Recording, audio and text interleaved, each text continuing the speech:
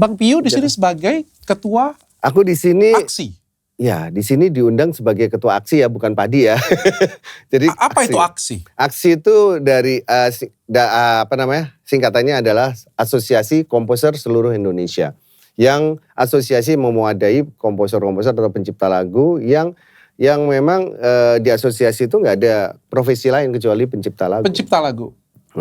Kalau pencipta lagu dan penyanyi? Itu ada namanya PAPRI, itu tapi perkumpulan ya. Terus selalu dia beberapa tahun yang lalu itu dia menjadi LMK, Lembaga Manajemen Kolektif juga untuk hak terkait. Jadi beda sih. Oh, kalau berarti aksi ini cuma penulis lagu aja? Ya, penulis pencipta lagu ya? Iya, iya. Bedanya dengan LMK apa? Kita bukan LMK, kita hanya asosiasi aja. Asosiasi yang terbentuk karena desakan kita untuk memperbaiki sistem yang dilakukan oleh LMK garis miring LMKN yang ada di Indonesia. Oh kok LMK? Ini keren nih pertanyaannya. Jarang sampai. Emang ada banyak kah?